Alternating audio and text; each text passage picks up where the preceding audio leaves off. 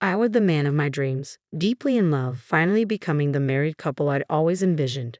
Our wedding ceremony, a culmination of my fondest dreams, was adorned with blessings from many. I imagined my parents in heaven rejoicing, but little did I know, tragedy lurked ahead. Their betrayal shattered everything. I'll never forgive them for what they've done. I'm Mary. Thomas, my boyfriend 2 years my senior, proposed to me, and at 27, we tied the knot. I lost my father in my youth and my mother succumbed to illness 2 years back. Through it all, Thomas has been my unwavering support, lifting me in my darkest hours. Our wedding, on the anniversary of 2.5 years together, marked the start of our joyous journey as newlyweds. With Thomas's demanding job, we postponed the ceremony until the schedule eased. On his days off, we visited the venue, laying the groundwork for our special day. With the date set, it was time to compile our guest list. I was blessed with an aunt and uncle who embraced me as their own daughter. After losing my father, they stepped in, showering me with cooked meals in place of my busy working mother. Their presence filled the void when she was away, ensuring I never felt alone. When illness struck my mother, they shouldered her responsibilities, sparing me the weight of it all. Even in the darkest moments, my aunt's gentle reassurances buoyed my spirits, urging me to hold on to hope for my mother's recovery. With their unwavering support, I found the strength to weather any storm. It's why, when planning my wedding, I insisted they occupy seats reserved for family. Eager to convey my gratitude, I made a long overdue visit to their home. "Mary, congratulations on your marriage," my aunt greeted me, tears glistening in her eyes. "Thank you, Auntie. I've been thinking, I want you and Uncle to sit in the seats reserved for family at my wedding. Would that be all right?" "Of course," she replied, her voice filled with warmth as she reached for a large box. "Mary, why don't you open this?" Curious, I obliged, lifting the lid to reveal a stunning white wedding dress nestled inside. Crafted from exquisite silk, it exuded elegance with a touch of charm. Delicate lace adorned the neckline, while intricate flower embroideries danced along the hem, lending it an undeniable allure. Smaller in size, it was evident this dress was tailored just for me. Instantly enamored, I gasped in delight. "Why this dress?" I inquired. "Well, your mother, my sister, she made it," my aunt explained softly. "What? Mom made this?" I exclaimed, disbelief coloring my voice. "Yes. Despite her illness, she poured her heart into every stitch, envisioning this day for you. She asked me to give it to you if ever you married. This dress embodies all the love she held in her final days. Mary, you must wear it at your wedding. It would mean the world to her," my aunt said, her eyes shimmering with tears and affectionate pride. Touched by her gesture, tears welled up in my eyes. "Thank you, Auntie. Holding on to this means everything to me. I'll cherish it, I promise," clutching my mother's handcrafted wedding dress tightly, my heart brimming with happiness. Upon returning home, I reverently hung the dress on my bedroom wall, its presence a comforting reminder of my mother's love.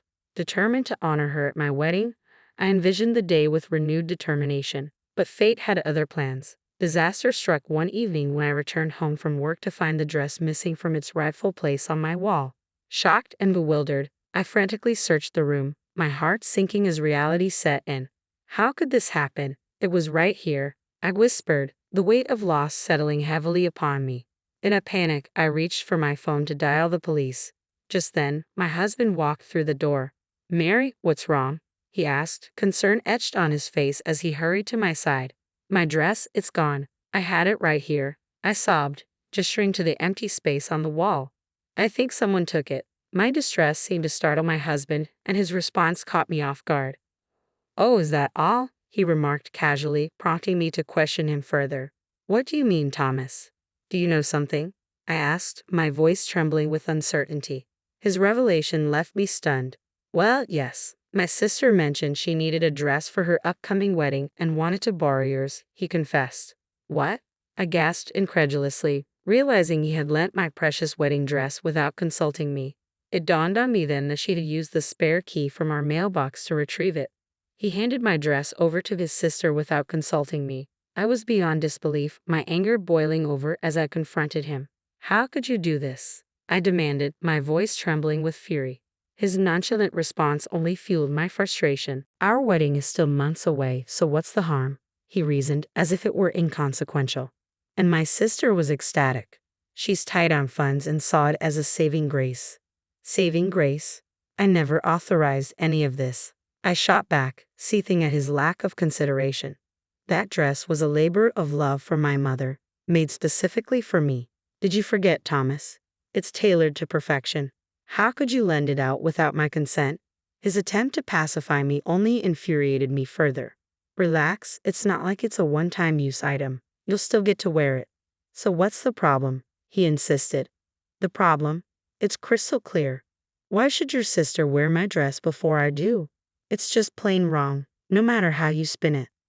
Despite my efforts to convey my frustration, my husband remained obstinate, refusing to apologize or acknowledge his error. His dismissive attitude only fueled my anger further. Mary, you're overreacting. You need to stop acting like a spoiled child, he retorted, his words a stinging rebuke. Spoiled? How can you say that? This dress holds sentimental value. It was made by my mother for me. It's nonsensical for your sister to wear it before me, I countered, exasperated by his callousness. His indifference pushed me to my breaking point. I'm going to your parents' house tomorrow to retrieve the dress, I declared firmly. Tomorrow? But that's when my sister's fiancé and his parents are visiting, he interjected. Your parents' house, and you think I should just sit back and let them decide? I snapped, incredulous. Let me be clear. Regardless of anyone's opinion, I refuse to allow your sister to wear that dress. The following day, I took a break from work to confront my sister-in-law. Upon reaching my in-laws' home, the lively chatter from within greeted me as I approached the open front door. Stealthily entering, I overheard unfamiliar voices engaged in conversation. You made this dress yourself? That's incredible, Cynthia. A man's voice praised, referring to my sister-in-law. Cynthia, basking in the admiration, modestly deflected the compliment. Oh, it was nothing, she downplayed, proudly showcasing my mother's meticulously crafted wedding dress to her fiancé and his parents. A surge of emotions welled up within me as I listened, my heart heavy with indignation. Claim of creating her dream dress struck a nerve. That dress was a symbol of my mother's love, crafted expressly for me. Without realizing it, I found myself drawn towards them, propelled by a mix of anger and hurt. Storming through the entrance, I snatched the wedding dress from my sister-in-law's grasp and declared, "This belongs to me," in front of the astonished onlookers. All eyes turned towards me, except for my sister-in-law, who paled at my assertiveness. Cynthia, is this true? Her fiancé questioned, prompting her to offer a feeble defense. No, it's not what you think. I really did make it myself. Realizing the futile nature of the conversation, I turned my attention back to Cynthia. Why don't you try it on then? My mother tailored it to fit me perfectly. It won't suit you. It was evident that the dress, designed for my petite stature, wouldn't flatter her taller, more athletic frame. What's going on? My husband's voice cut through the tension, finally making an appearance. My sister must have called him, he fumed, his face flushed with anger. Mary, what on earth are you doing? Are you trying to sabotage my sister's wedding? Sabotage. If anything, it's my wedding that's in jeopardy, I shot back at my husband, bracing myself for another outburst. Just stop. We call off our wedding, so hand over that dress to my sister. What? Called off? I stammered in disbelief. That's correct. We called it off, he asserted firmly. My sister mentioned she's tight on funds, so we decided to gift her the $50,000 we saved for our wedding. And since we're not getting married anymore, we don't need that dress, do we? You lent out my dress without asking, canceled our wedding, and gave away the $50,000 we saved. Have you lost your mind? The realization hit me like a ton of bricks. Our marriage held little importance to him. With a heavy heart, I fell silent, feeling my love for my husband wane. Canceling the wedding was one thing, but I wanted to cherish this dress forever. And now, because of these thoughtless actions, just then, my sister-in-law's fiancé rose to his feet, his voice heavy with resignation. I guess that settles it. What? Everyone was stunned. Wait, you can't be serious. You're calling off our engagement. Why? In response to my sister-in-law's plea, her fiancé fixed her with a steely glare. Why? It's plain as day. I can't marry someone who's capable of such deceit without a second thought. It's out of the question. Even his parents mirrored his sentiments, their quiet anger evident. Well, that settles that. No more talk of marriage, my fiancé declared, ready to leave with his parents. But just as they were about to depart, My sister-in-law burst in frantic and desperate. Hold on a minute. It's ridiculous to call off the engagement over something like this, isn't it? Mom, Dad, you don't agree, do you? Despite her impassioned pleas to her parents, it was too late. Why are you glaring at me, Mom, Dad? My sister-in-law's plea fell on deaf ears as her father erupted with force. Get out, you disgrace. His words struck like a blow, reducing my typically resilient sister-in-law to tears. How could you be so heartless? This is too much, she sobbed. Stop crying. I don't recognize you anymore. Her father rebuked, his voice filled with disappointment.